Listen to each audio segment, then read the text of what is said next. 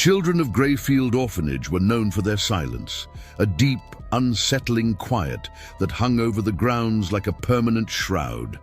They never played in the yard, never sang, never even cried. When the townsfolk passed by the crumbling cliffside building, they'd cross themselves, whispering that the orphans had no souls left to lose. The orphanage itself was an ancient relic, its roof caved in places, its windows like blind eyes staring out at the restless sea. Yet it clung stubbornly to the cliff's edge, as if the earth itself refused to let it fall. Every few years, new caretakers would arrive, full of hope, and every few years, they would simply vanish. Until Clara Hensley. Clara was young, armed with a degree in child psychology and a kind heart. She dismissed the local ghost stories with a confident wave of her hand. "The children are just traumatized," she'd tell the wary townspeople. "They need love, not superstition." But the moment she stepped through the orphanage doors, the air thickened, growing heavy and still. It felt as if the very walls were breathing, taking a slow, shallow breath around her. And there, in the corner of the main hall, beneath the severe portrait of a long-dead nun, she saw them. 10 children, sitting perfectly still, hands folded neatly in their laps, their eyes wide and glassy, fixed on nothing at all. "Good morning," Clara said, her voice bright and determinedly cheerful. The silence that answered was absolute. For the first week, she tried everything she could think of. Games with colorful balls, stories of brave knights and faraway lands, songs played on an old, out-of-tune piano. The children watched her, their gazes unwavering, but they never moved, never spoke. The nights were worse. That's when she'd hear them, the light, quick patter of small, bare feet in the empty halls. Each time she'd pull her door open, the corridor would be empty, but she could hear it just on the edge of perception. Faint, disembodied laughter, seeming to echo from within the walls themselves. One morning, she found chalk drawings on the floorboards outside her room. They were simple stick figures, 11 of them, 10 small and 1 tall. A faint smile touched her lips. She thought it was a sign of progress, a breakthrough. Then she looked closer, and her smile vanished. The tall figure, the one meant to be her, was missing its head. During her second week, desperate for answers, Clara sought out old Mother Agnes, the only surviving nun from the orphanage's original staff, now living in a nearby nursing home. The moment Clara mentioned the children, the old woman's face went pale, a papery white. They're still there," she stammered. "Yes," Clara confirmed. "They're very quiet, but they're alive." Agnes's hand, wrinkled and frail, shot out and gripped Clara's with surprising strength. "No, child, they are not alive, not since the fire." Clara frowned, confused. "What fire?" "The one that took them all." "Back in 1899, Agnes whispered, her eyes glazing over with a century-old memory.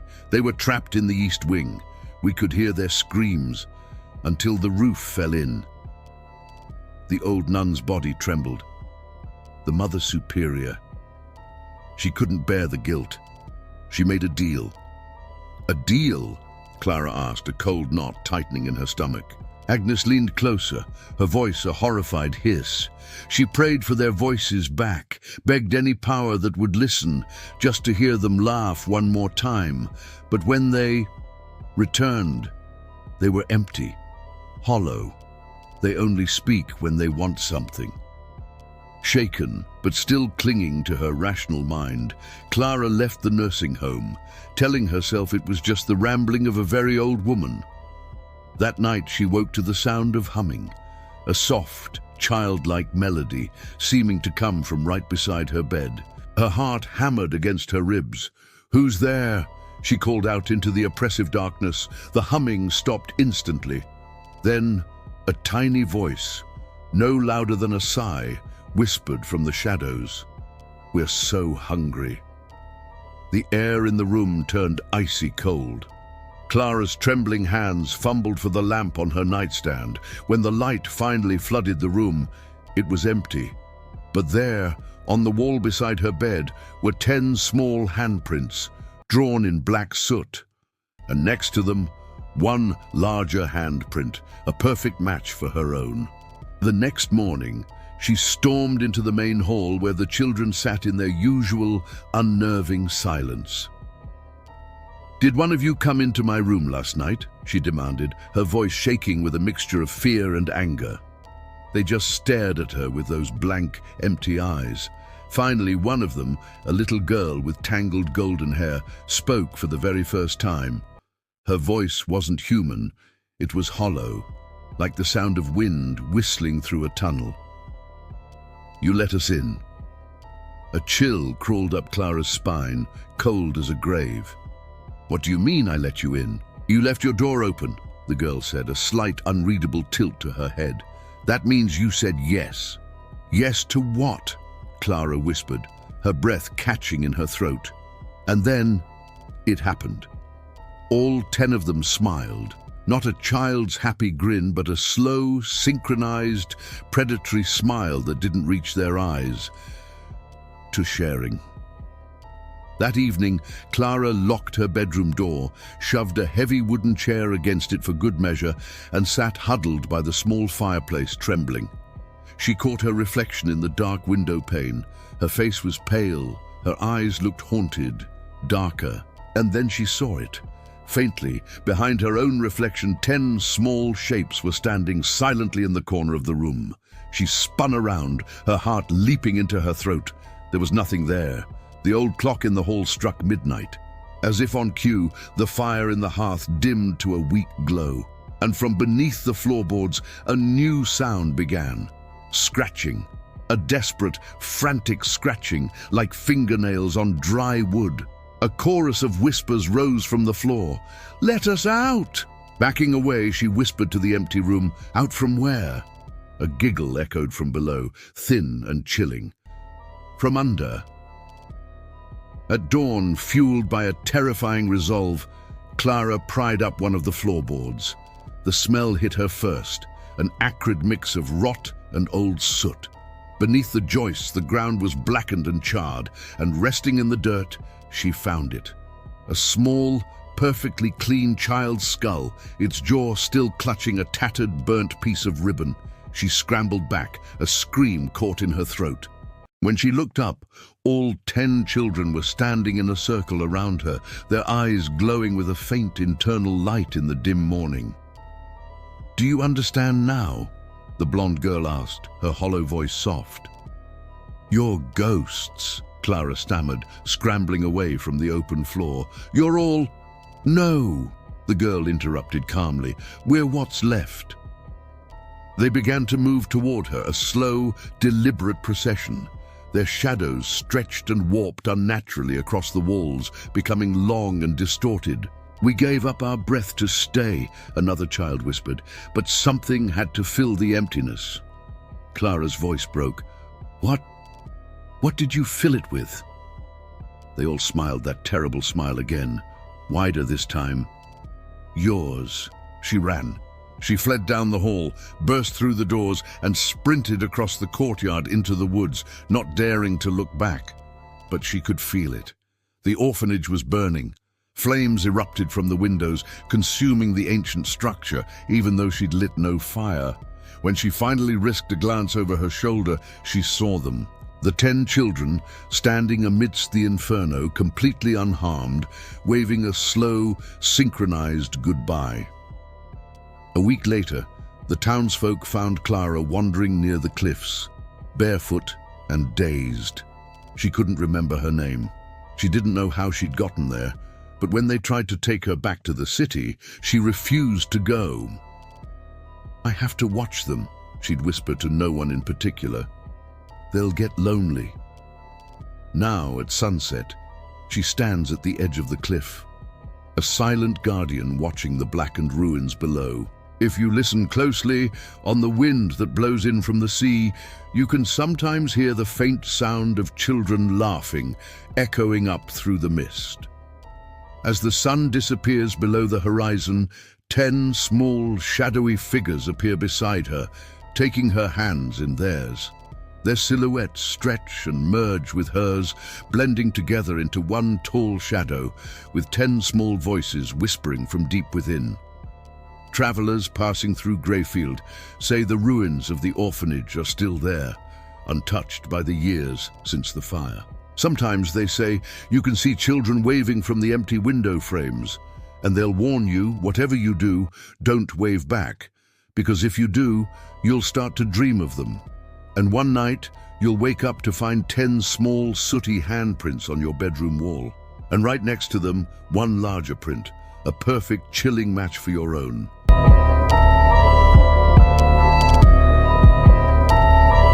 At the very edge of the village, where the road dissolved into overgrown fields, stood a crooked house. It leaned against the sky as if tired, and from within its walls came a sound that never ceased, the sound of ticking. This was the home of Master Albrecht, the clockmaker. Dozens, no, hundreds of clocks cluttered every surface of his dim workshop. They hung like strange mechanical trophies, their pendulums swaying in a chaotic, uneven rhythm. Yet somehow, all their individual ticks blended together into a single unified sound, something that was almost like breathing. The villagers spoke of Master Albrecht in hushed tones. They said he was once the most gifted clockmaker in the entire country, a true artist of time itself. But that was before the tragedy. One brutal winter night, a carriage accident stole his wife, Ilara, and their young son from him. Grief did more than break his heart, it shattered his world. He sealed himself away in his workshop, working only by the cold light of the moon. He no longer crafted clocks for other people. He made them only for himself, and as whispers suggested, for someone else. One stormy evening, a young apprentice from the city named Lena arrived at his door. She was driven by tales of his legendary craftsmanship, hoping to learn from the master himself. He opened the door just a crack, his one visible eye, watery and blue, fixing on her. "You shouldn't have come," he rasped, his voice like grinding gears. Lena wasn't deterred. "I only wish to learn," she said, her voice soft but firm. "They say your clocks live forever." A weary, brittle smile touched the old man's lips. "That's the problem, girl," he sighed. "They do." He let her in. The workshop enveloped her, smelling of aged wood, machine oil, and something else, something that smelled like old, stagnant time. Clocks of every conceivable shape and age ticked from the walls. Some were grand, shaped like miniature towers. Others were macabre, fashioned into grinning skulls. "Each one keeps a different kind of time," he explained, his voice low. "Not hours or minutes, but memory." Lena laughed nervously. "You mean they're sentimental?" He shook his head slowly, his gaze distant. "No. Memory. The literal heartbeat of what was lost." At the heart of the workshop, one clock dominated all the others. It was a massive grandfather clock, unlike anything Lena had ever seen. Its pendulum was forged from polished silver, shaped like an hourglass. But it wasn't sand that shifted within the glass. It was something darker, something that seemed to writhe. "What's inside it?" she asked, a shiver tracing its way down her spine. The old man's eyes glimmered with a feverish light. "A promise." He reached into his coat and produced a locket. Inside were 2 miniature portraits, a beautiful woman and a young boy. "They had so much time left," he whispered. "I took it upon myself to build them more." Lena stared at him, confused. "You built them time?" He nodded, a certainty in his eyes that was chilling. "Time is mechanical, child. It can be wound." That night, Lena tried to sleep in a small cot in the corner of the workshop, but the relentless ticking grew louder, more insistent. It wormed its way into her dreams. She jolted awake at exactly 3:33 a.m. The workshop was filled with whispering, but it wasn't human voices. It was the clocks. Their gears murmured in a strange metallic chorus. Her heart hammered against her ribs as she saw the great-grandfather clock. Its silver pendulum was swinging wildly, impossibly fast, though the air in the room was completely still.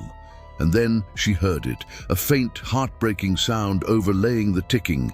It was the sound of weeping, and it was coming from inside the clock. The next morning, Albrecht acted as if nothing had happened. He was calm, almost cheerful as he handed her a delicate, ornate pocket watch. "Open it," he commanded. She did, but inside, where the hands should have been, there was an eye, a real, glistening human eye, which blinked slowly at her. Lena gasped and dropped the watch, scrambling backward. "What did you—" she stammered. "It sees what time cannot," Albrecht murmured, his voice taking on a fanatical edge. "The soul must have a way to look out." Lena stared at him, horror dawning on her. "You're mad." "Am I?" he hissed, his composure cracking. "Or are you blind? Time is the only God that answers our prayers. I have merely learned to make it listen." He turned and placed a trembling hand upon the glass of the great clock. "Tonight," he declared, "she wakes." Lena knew she should have fled then and there, run from that crooked house and never looked back. But a morbid fascination held her rooted to the spot. She had come seeking the secrets of time, and here they were, whispering from gears of brass and iron, beckoning her closer. At the stroke of midnight, Albrecht began his ritual. He took a key forged from bone and silver and inserted it into the great clock. As he began to wind it, he muttered words in a language that felt older than prayer, a guttural, forgotten tongue. The huge gears groaned and began to turn. The silver pendulum began to glow with an eerie internal light. And then the impossible happened. The hands on the clock face began to move backward. All around the room, the other clocks followed suit, their ticking reversing, the sound becoming a discordant sucking noise, as if the air itself was breathing backward. Lena clutched her chest as her own heartbeat faltered, skipping and stuttering in time with the chaos. A faint shape began to materialize within the glass of the pendulum, the pale, translucent face of a woman. Her eyes were wide with terror, her mouth open in a silent scream. Ilara, the old man sobbed, tears streaming down his face. "I've done it, you're here!" But the figure's expression twisted not in recognition, but in pure agony.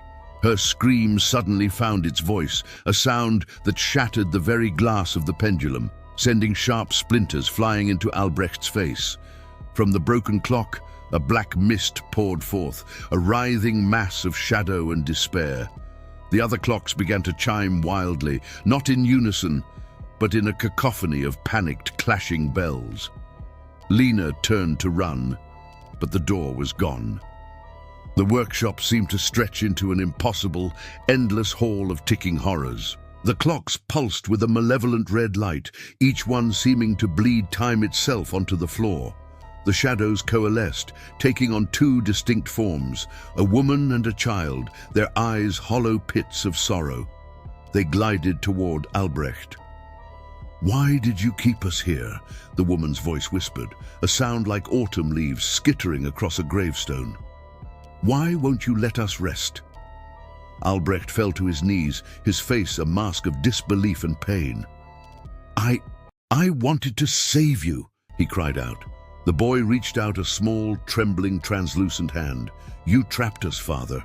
Their spectral hands touched his chest, and in that instant the ticking stopped. Every single clock in the endless workshop fell silent at once. When Lena awoke, she was alone. The workshop was cold, still, and suffocatingly quiet. The great-grandfather clock had vanished, leaving only a circular scorch mark burned into the wooden floor. Albrecht's tools were scattered, his chair empty. But as she scanned the silent room, her eyes fell upon one of the wall clocks. She looked closer and saw something impossible. Behind the glass, two tiny, shadowy figures were moving, holding hands. Then she looked at another clock, and in its polished face, she saw the faint reflection of a man, his eyes wide, his face eternally frozen in a silent scream. She didn't wait to see more. She ran. Years later, the village finally demolished the crooked house, erasing the scar from their landscape. But one clock survived the demolition, the great silver one. It was found inexplicably intact and donated to the city's museum. Its glass was polished, its pendulum repaired and set in motion once more. Now it stands as a strange, beautiful relic. But the curators and night watchmen tell stories. They say that every day, precisely at 3:33, it rings a single mournful chime. Visitors sometimes claim they see faces in the reflection of the glass. An old man, a woman, and a child, all standing just behind them. And if you dare to press your ear to the cold wood and listen very, very closely, between the steady ticks, you might just hear a faint, desperate murmur. Time can be wound, but never undone. Thank you so much for joining me on this chilling tale. If you enjoyed this story, don't forget to like, subscribe, and ring that notification bell so you don't miss our next journey into the shadows. Until next time, stay curious.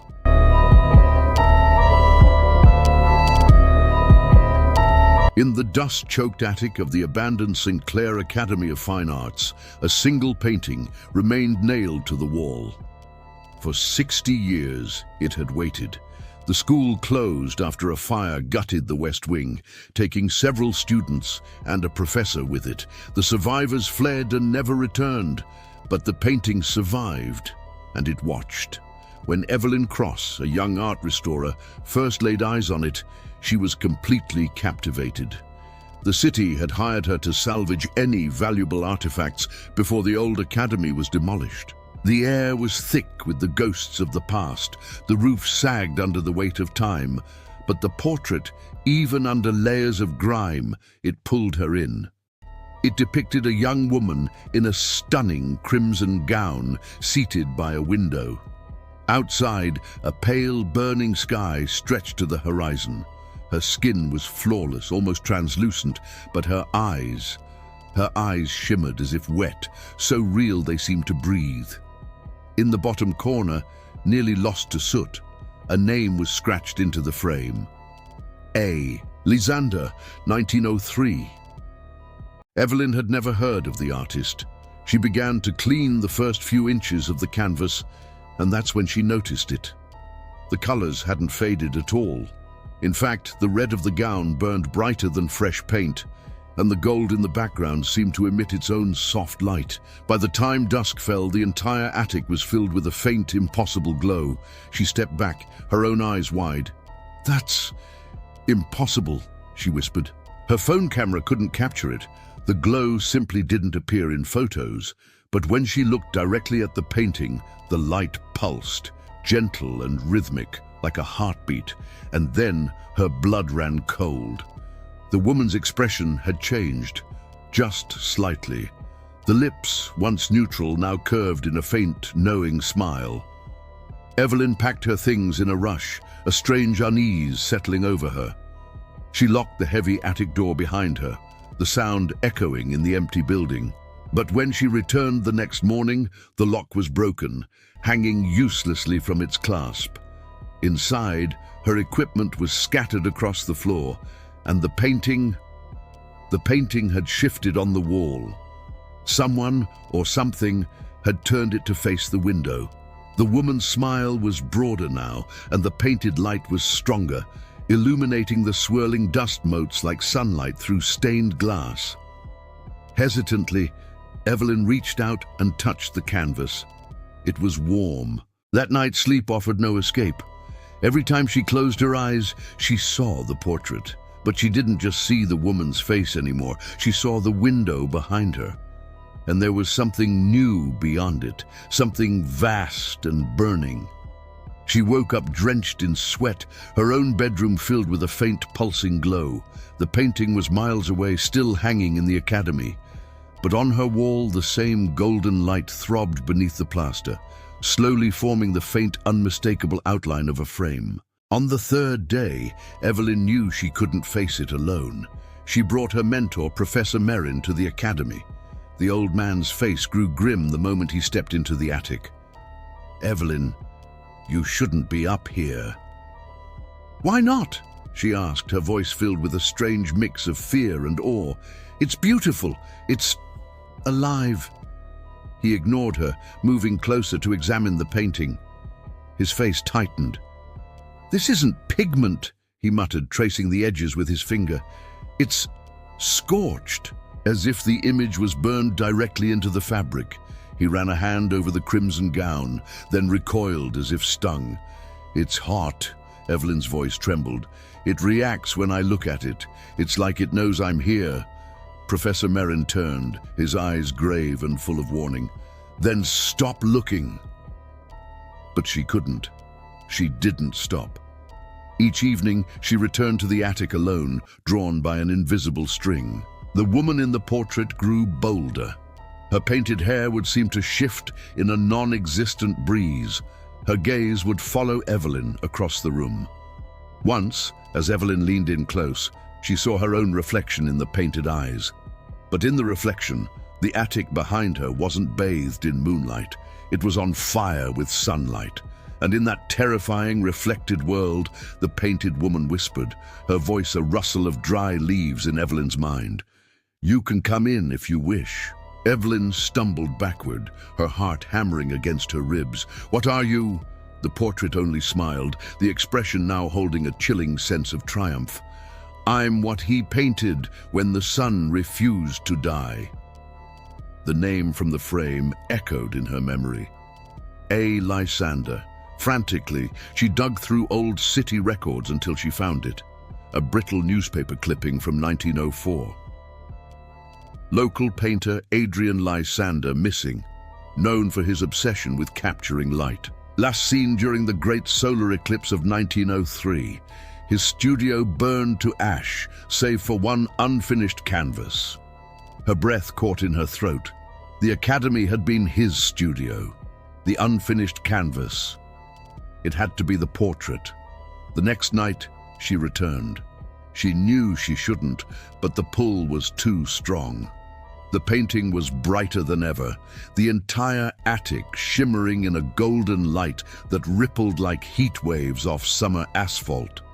This time, she saw the world behind the painted window with horrifying clarity. It was a sun, but it was wrong. Too large, too close, bleeding across the horizon like a wound, and beneath it faint shapes moved. Long, distorted shadows of figures, burning silhouettes crawling across the floor of the painted room. The woman in red turned her head, her movements no longer subtle, but fluid and real. She looked directly at Evelyn. "He fed me his light," she said, her voice now clear and melodic. "I am his masterpiece." A cold dread washed over Evelyn. "You killed him," she whispered. The smile widened, stretching impossibly. "He asked me to." The paint on the canvas began to shift, rippling like liquid gold. The woman's hand rose, pressing flat against the inside of the frame, a barrier between her world and Evelyn's. Heat radiated through the air, thick and suffocating. "You've looked too long," the voice purred, dripping with ancient hunger. "Now I must finish you too." The heavy attic door slammed shut with a deafening crack. The temperature soared, the air scorching her lungs. Evelyn staggered backward, gasping, as the floorboards beneath her feet began to warp and glow a hellish orange. From within the painting, the sun flared, a blinding, impossible nova of light that seared her retinas. She opened her mouth to scream, but the sound was swallowed, melted into the overwhelming silence of pure light. And then, as suddenly as it began, the glow died, plunging the attic into absolute darkness. When the demolition crew arrived the next morning, they found only blackened, charred walls. The portrait was gone. Months later, a new exhibit opened at the National Museum of Modern Art.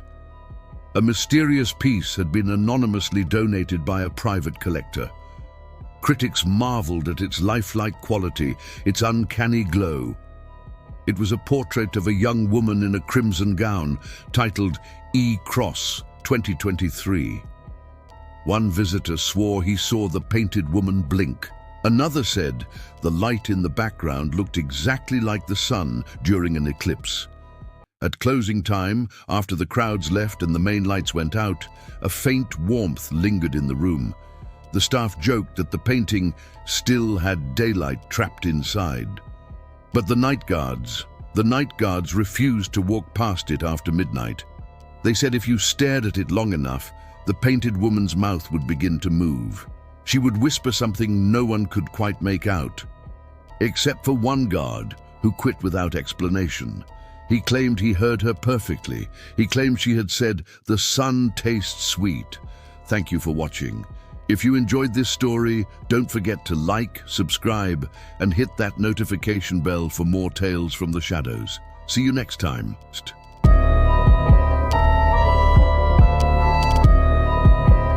On the edge of the old Ashbourne estate, long forgotten beneath a tangle of ivy and oak, there was a well. The locals called it the Whispering Mouth. They said it breathed on cold nights, exhaling a low hum that carried across the fields like someone singing just below the surface. When a young couple, Marcus and Elise Harland, bought the property, the villagers warned them to stay away from it. "Seal it up," an old farmer named Hodge told them. "Nothing good ever came out of that hole." Marcus just laughed. "It's just a well." Hodge's eyes darkened. "No, son, it's a throat. And it still remembers the taste of names." They moved in during late autumn, when the air smelled of wet leaves and decay. Elise fell in love with the house instantly, its creaking floors, the dusty library, the view of the woods. But the well unsettled her. It stood about 30 yards from the back door, a ring of blackened, moss-slick stones. Its wooden cover had rotted away, leaving a hole that gaped wide and dark as a pupil. At night, when she couldn't sleep, she swore she heard whispering. She told Marcus, but he brushed it off. "You're hearing the wind, or frogs." But the voice wasn't the wind, it was saying her name. A week later, Marcus hired a local handyman, Jonas Kearns, to inspect the well. Jonas was a quiet but kind man. He arrived with rope, a headlamp, and a cautious look on his face. "Been a long time since anyone touched this thing," he muttered. "Depths unknown. Locals say it's bottomless, but that's nonsense." He tied the rope around his waist, lowered the lamp, and began to descend into the darkness. At first, there was only the sound of the rope sliding over stone, then a sudden silence. "Jonas?" Marcus called out. No reply. "Jonas, you okay?" A faint voice echoed up from the depths. "Something down here looks like a door." Marcus blinked. "A what?" The rope trembled violently in his hands. "Jonas!" This time, the sound that came back wasn't a voice. It was a wet, dragging noise, followed by a sharp crack. And then, the rope went slack. Marcus and Elise peered over the edge, but the headlamp's light was gone. Only darkness stared back. Then, softly, from the depths, came Jonas's voice again. "Don't pull me up. He's almost here." Marcus yanked the rope anyway, pulling frantically. It came up clean. No knots, no weight. It was as if Jonas had never been tied to it at all. That night, Elise woke to the sound of whispering again. But this time, it was inside the house. Barefoot, she followed the sound to the kitchen. The back door was wide open, the wind sighing through the screen. The whisper was coming from the yard, from the well itself. Elise, her breath hitched. She stepped outside, the moonlight painting everything in a silver glow. The frosty grass crunched under her feet. She peered into the well. The voice came again, warm and pleading. "Please, help me. It's so dark." She knew that voice. It was Jonas. "Jonas, are you alive?" "Yes, but he won't let me leave." Her skin crawled. "Who?" The man in the dark. Something shifted below, a slow, heavy scraping sound. The smell of wet iron rose from the pit. Elise stumbled backward, her heart hammering against her ribs. Marcus! By the time he reached her, the whispering had stopped. Only the wind remained. The next morning, they found muddy, bare footprints on the kitchen floor. They were too large to be either of theirs. The tracks led from the back door to the basement and stopped right at the drain. Marcus poured bleach down it, muttering about kids and pranks, but Elise knew better. The smell from the drain was the same one that rose from the well. That night, she dreamed of water.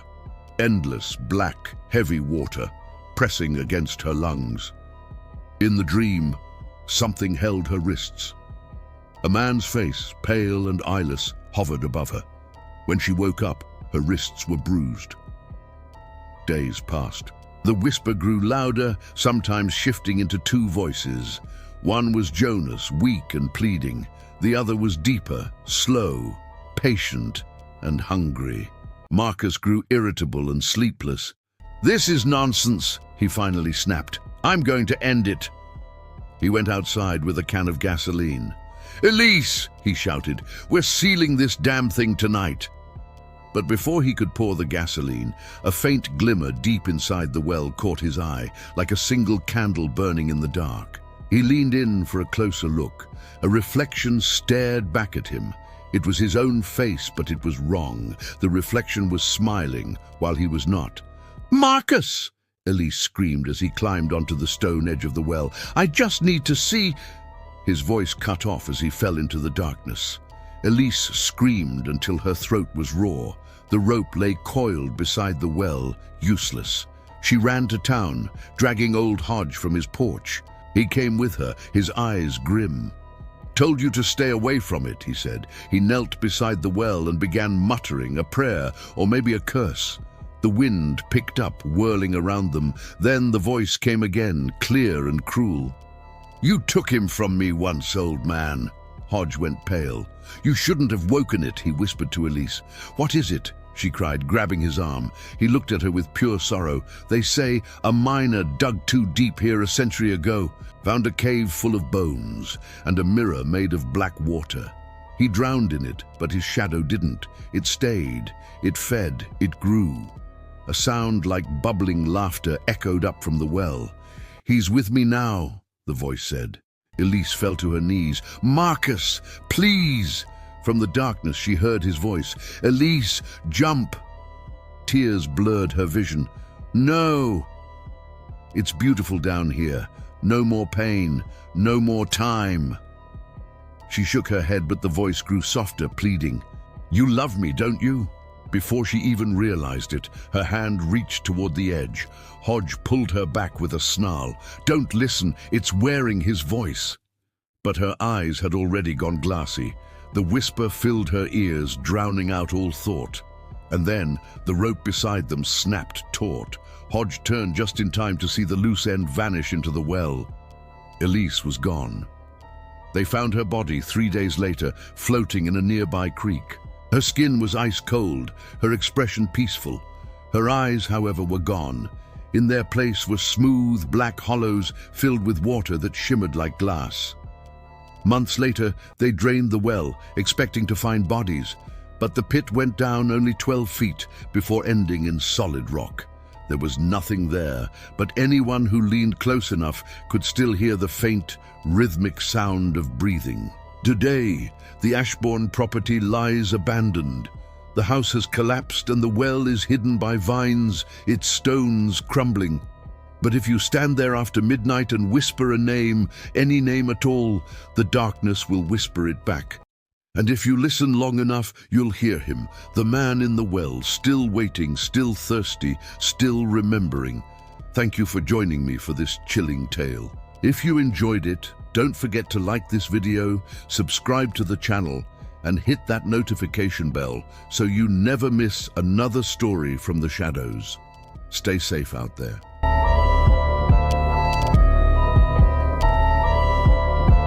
Have you ever heard of the village of Scarnfell? They say it vanished overnight. One February morning, a rescue helicopter flew over a remote mountain valley and found something impossible. The entire village, every house, every street, every tree, was sealed beneath a flawless dome of ice. The people were still there, frozen in time. A woman holding a lantern, a dog caught mid-leap, a child raising his hand to wave. All of them entombed in perfect crystal-clear ice. No one could explain it.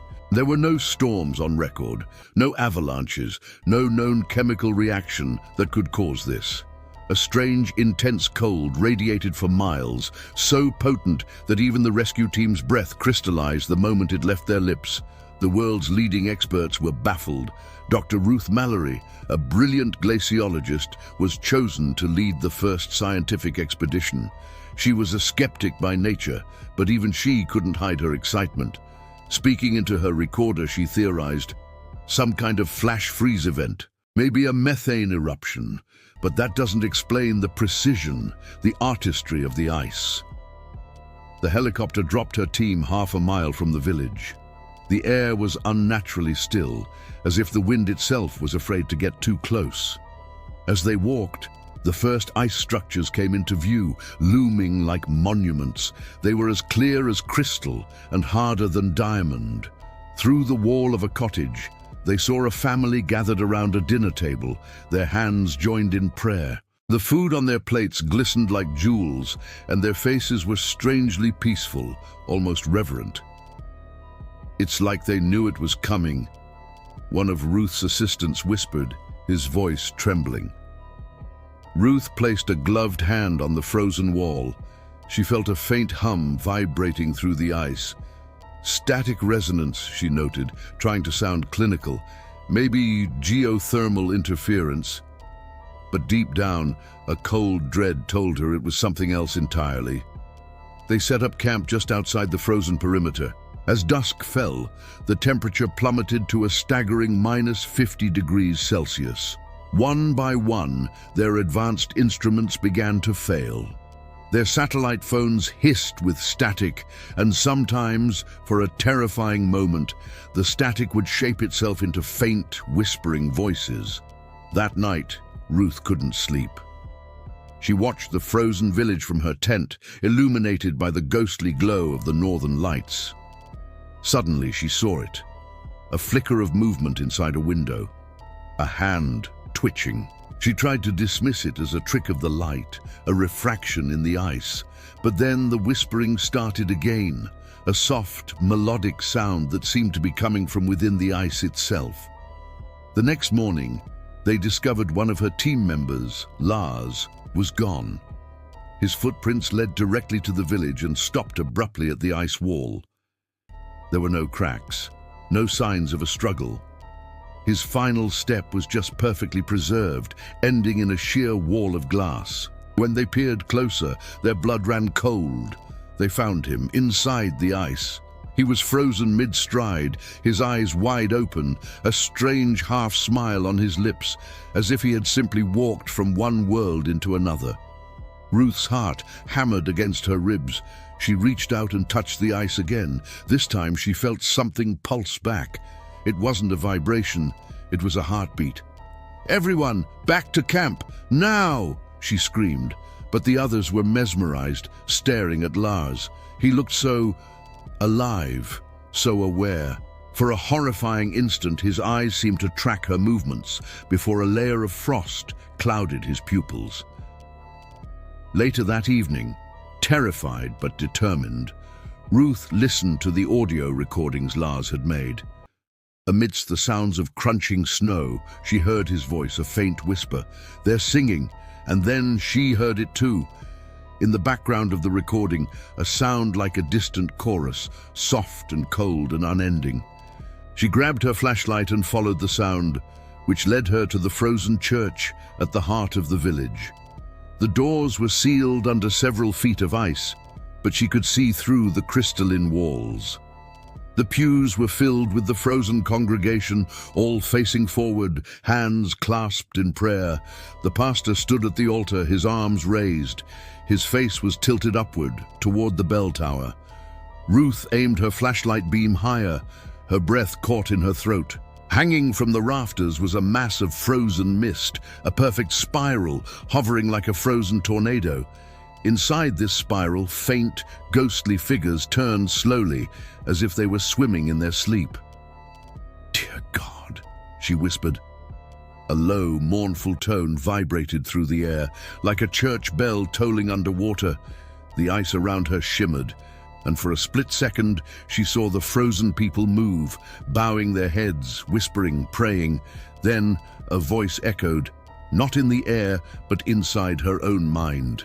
"We gave it warmth so it would love us." The words weren't hers. "We gave it breath so it would remember." She stumbled backward, her flashlight shaking wildly. "Who's there?" she cried out. There was no answer, only the hum of the frozen spiral, which grew louder and higher until it was unbearable.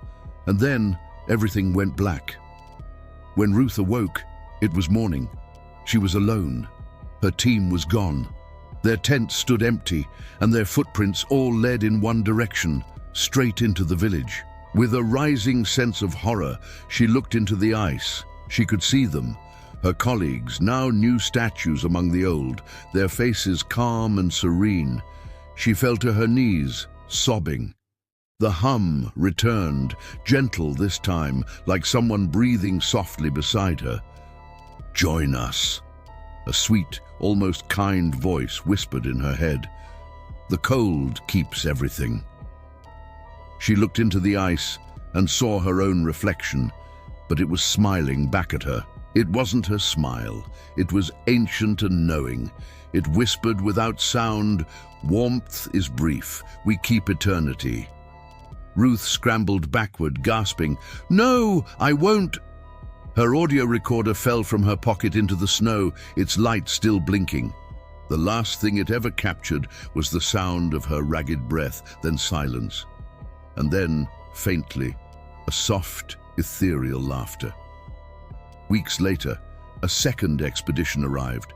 They found no trace of Dr. Mallory or her team. But they found something else. The ice had spread.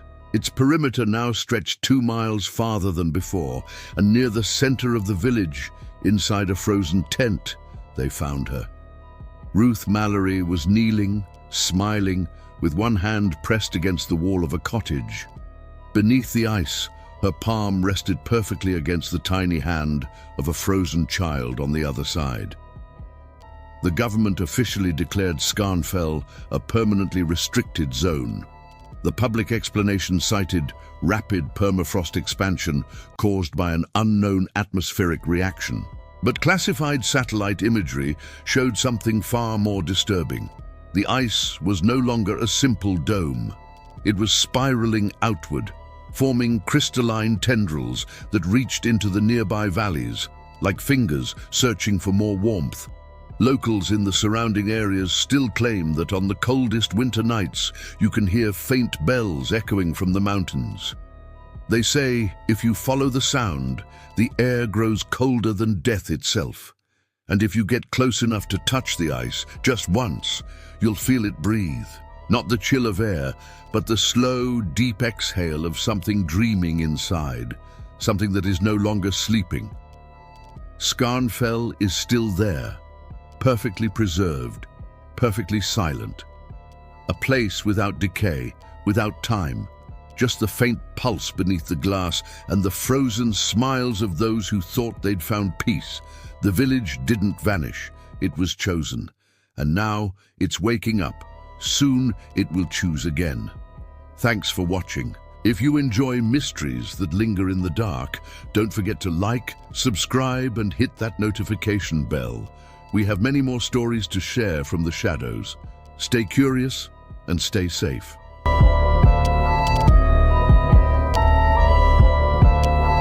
In forgotten towns, where mist clings to the streets like a ghost, and the air smells of river rot, some stories are best left untold.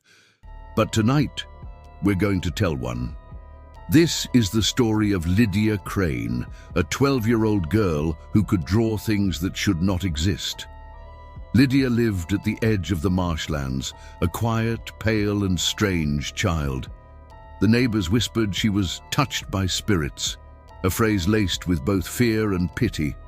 She hardly ever left her room. Her only trips out were to the general store for more paper. She filled every sheet with drawings of shadow people, thin, crooked figures with eyeless faces and long-reaching hands. Her mother, Mara, worked the night shift at the textile mill. Each morning, she'd return, bone-tired, to find more of these unsettling drawings plastered across the walls.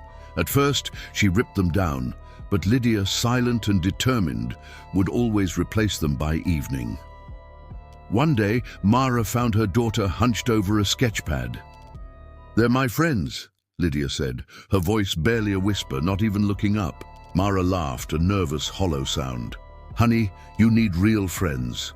Lydia's reply was chillingly certain. "They are real. They live in the dark. I just help them remember their shapes." As time wore on, the drawings became more disturbing.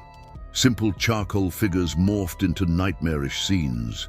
People screaming, doors creaking open, stairways descending into absolute blackness.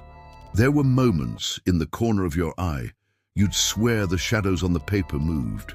The local priest, Father Renly, was called to bless the house. But after a few minutes in Lydia's room, he fled, trembling, his face ashen. He refused to speak of what he'd seen, only muttering, "The Lord isn't welcome in that place." But Lydia just kept drawing.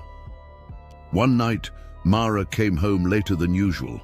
The house was unnervingly dark, save for a single flickering candle in Lydia's room. "Lydia!" she called out, but her voice was swallowed by the oppressive silence. She pushed open her daughter's door, and her heart stopped. The walls were gone. Every inch from floor to ceiling was now a canvas of fresh charcoal drawings. As the candlelight danced, the shadows seemed to ripple across the paper like dark fish swimming just beneath the surface. In the center of it all sat Lydia, cross-legged, her hands smudged black to the elbows, her eyes gleaming with an unnatural light. "They're getting closer," she said softly. "Who?" Mara asked, her voice trembling. "The ones from the paper." Mara took a hesitant step forward, and that's when she saw it.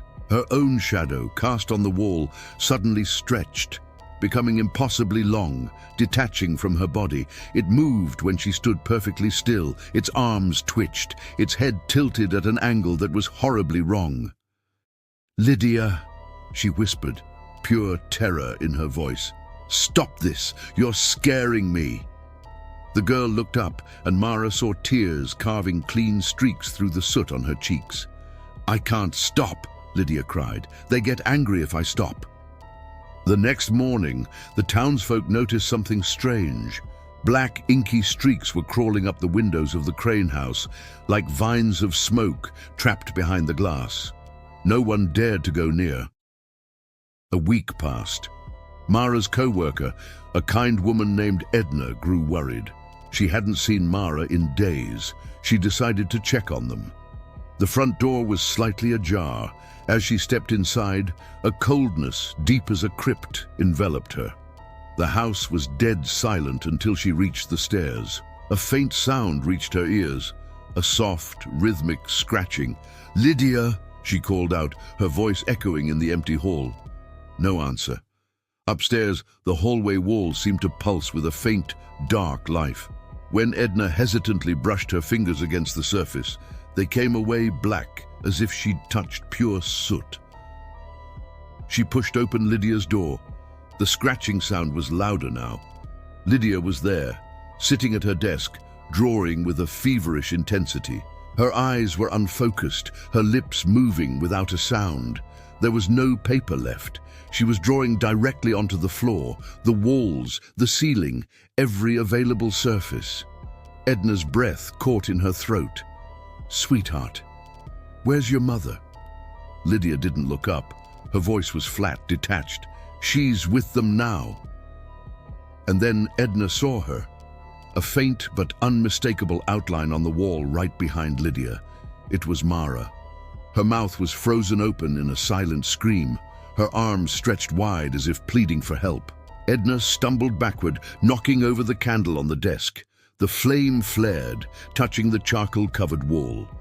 But instead of burning, the drawings seemed to drink the light, to absorb the flame. The room plunged into a deeper darkness, and from the black walls, shapes began to peel themselves free. They crawled and twisted, their forms reshaping into something terrifyingly almost human. Lydia's voice was eerily calm. "They don't like visitors." Edna turned to run, but the doorway was gone. In its place was a mass of shifting, pulsing blackness and a whisper that seemed to come from everywhere at once. "Stay. Draw with us." She screamed, but the sound was devoured by the ever-growing darkness. When the neighbors finally worked up the courage to enter the house the next morning, it was empty. Only Lydia's drawings remained, a sprawling, chaotic mural covering every surface. But there was a new addition. Among the legion of shadow figures, a new face had appeared, Edna's. Her mouth was open mid-scream, her eyes wide with terror, one hand reaching out from the paper as if trying to escape its two-dimensional prison. And Lydia, she was gone. Weeks passed. The Crane house stood silent and menacing, but at night, people swore they saw the flicker of candlelight through the cracks in the shutters. Then came the inevitable dare. A local boy, Toby Hammond, boasted to his friends he'd go inside. "I'll just grab one of her drawings," he said, with a nervous bravado. "Proof I did it!" He crept through the door, his flashlight beam trembling. The air was stale, thick with the scent of charcoal.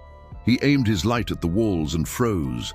There she was, Lydia, drawn in thick black lines, a small, knowing smile on her face.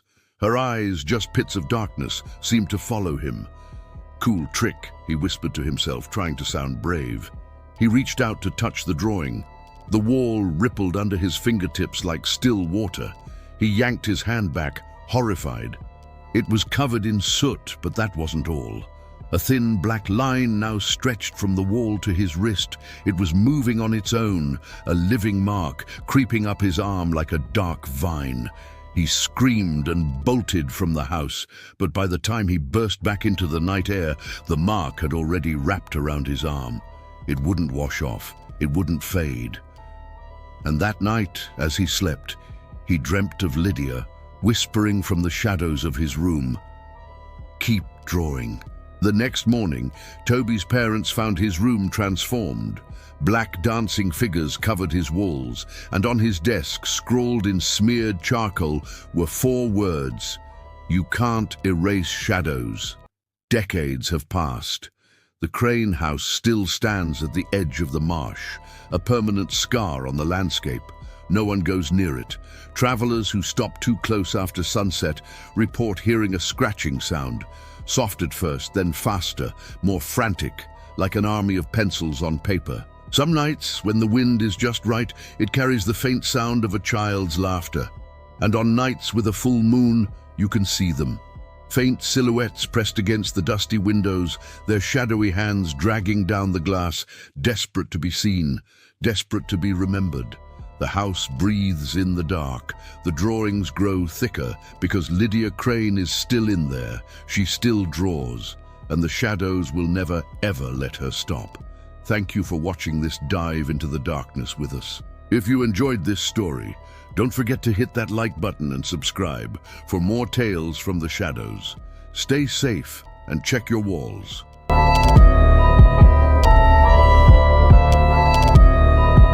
In the northern hills, nestled in a hollow of black pines, there's a lake that defies the seasons. Even in the biting cold of winter, its waters never freeze. They lie smooth as glass, untouched by the wind. The locals call it Mirror Lake, though no one remembers why. They have a saying, if you look into it long enough, it looks back. It's an unnervingly quiet place. No birds build their nests in the skeletal trees that surround it. No fish disturb its depths. There is only a heavy, endless silence, and it was this silence that drew documentary filmmaker Jonas Wren to its shore. Jonas had a reputation for unraveling mysteries, for dragging forgotten truths into the light. His last project was about a ghost town swallowed by the desert. But this lake, this was different. He'd heard the chilling rumors that clung to it like the persistent fog, tales of divers who went down and never came up, of strange reflections that didn't belong, of whispers that danced on the air when the mist rolled in. So, he came alone, with his camera as his only companion, determined to discover what truth was hiding just beneath the surface. He arrived as dusk began to bleed across the sky. The pine trees loomed like ancient sentinels, their roots clawing at the earth. The lake was perfectly still, a flawless dark mirror reflecting the fading light. Jonas set up his small camp on the bank, the air already sharp with a biting cold. He began filming, panning his camera across the water's surface. That's when he caught it, a faint ripple, a subtle disturbance, even though the air was completely calm. He leaned closer to his equipment, checking the audio feed. And then he heard it. A sound, barely there, caught by the sensitive microphone. It wasn't the wind. It wasn't the water. It was a whisper. "Don't look too long." Jonas froze, his heart hammering against his ribs. He spun around, scanning the dense, dark woods. "Hello?" he called out, his voice sounding small in the vast quiet. The only reply was silence. He rewound the audio, listening intently, but the whisper was gone. Vanished. Later that night, the fog crept in, low and dense, swallowing the landscape in a pale shroud.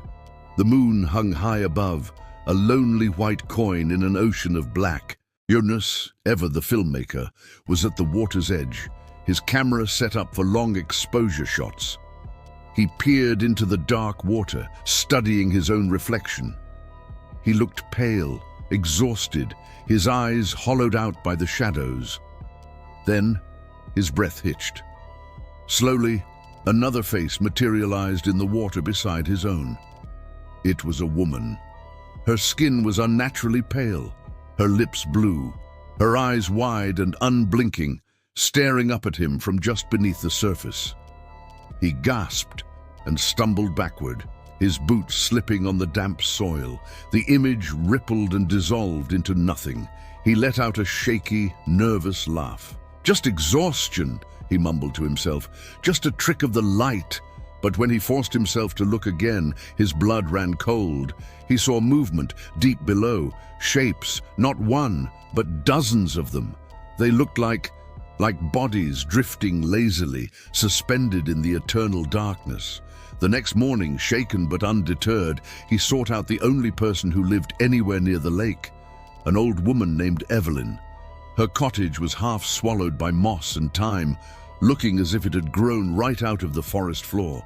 When Jonas asked her about the lake, a shadow passed over her eyes. "It doesn't like to be disturbed," she said, her voice raspy. Jonas offered a polite, skeptical smile. "It's just water, ma'am."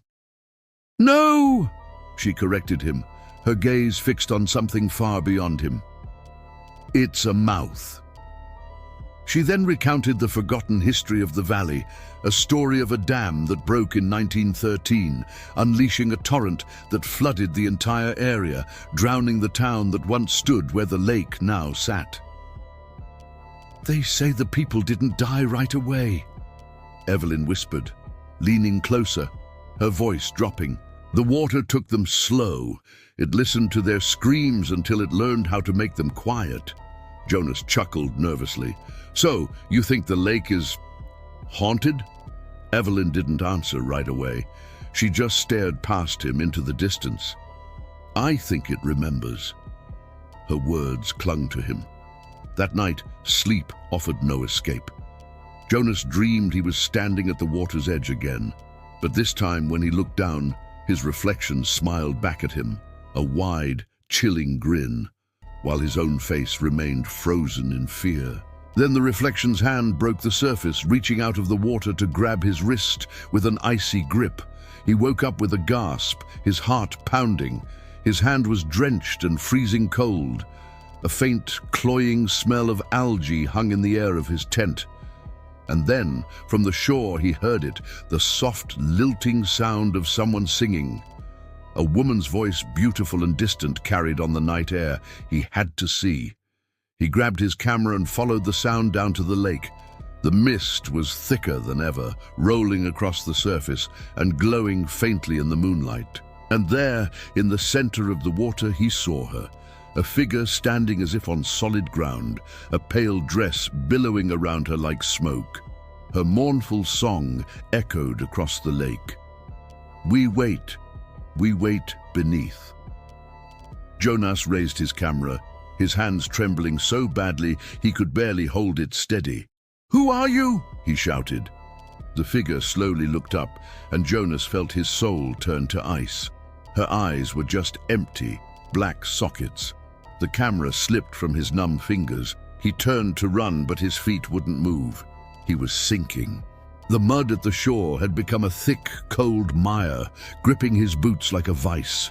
He looked down in panic and saw them, hands rising from the silty earth all around him, grey, bloated hands reaching for him. He screamed, a raw, primal sound, and tore himself free, sprinting back toward the faint safety of his camp.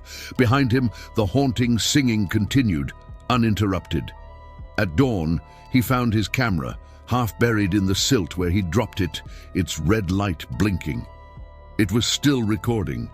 He picked it up, cleaned the lens, and replayed the footage from the night before. He froze. The video showed the misty lake, but the woman, the figure in the water, she wasn't on it. There was no sign of her. But his own reflection was there, captured in a puddle at his feet. And in the reflection, he was smiling. By the second day, Jonas had stopped trying to sleep. The whispers were no longer faint. They were constant, louder. Sometimes they seemed to come from the lake itself. Sometimes they came directly from his own audio recorder.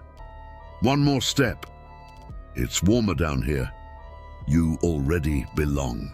He frantically tried to pack his things and leave, but the path he'd taken into the woods was gone, swallowed by an impenetrable fog.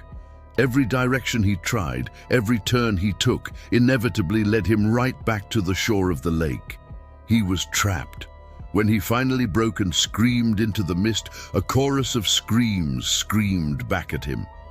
That night, a cold rain began to fall. Jonas stood at the edge of the water, defeated. He saw lights flicker deep beneath the surface, faint, yellow, like old-fashioned lanterns swaying in a gentle current. He realized with a dawning horror what he was seeing. It was the town, the drowned town Evelyn had told him about. Compelled by a force he didn't understand, he waded into the shallows. The water was icy, yet his skin felt like it was burning. As he moved deeper, his eyes adjusted to the gloom, and he saw them, the ghostly shapes of houses, fences, and even the steeple of a church, all preserved in the dark water. He raised his camera one last time, his voice a hoarse whisper. Incredible. It's all still here. Then something brushed against his leg. He looked down. A pale hand was gripping his ankle. From the depths, a face rose to meet him, mouth agape in a silent scream, eyes wide with ancient terror, hair floating around it like seaweed. And then hundreds more followed. They weren't swimming, they were reaching, pulling. Weeks later, a pair of hikers found Jonas's camera lying on the shore. It contained 4 hours of footage. The last 5 minutes showed the lake at sunrise. It was still, empty, and peaceful. Then a faint ripple disturbed the surface, and a familiar whisper broke the silence. Don't look too long. Ooh. The frame shifted slightly, catching a reflection in the water. It wasn't Jonas's, it was someone else, someone smiling. Years passed. The government decided to drain Mirror Lake to build a new hydroelectric dam.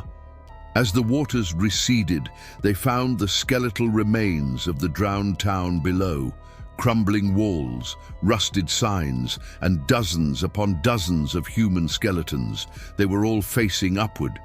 Their hands were outstretched, as if reaching for the sky they'd never see again. And among them, they found a man's camera, perfectly preserved in the silt. His reflection was still visible in the dark lens. Smiling, the new dam was built.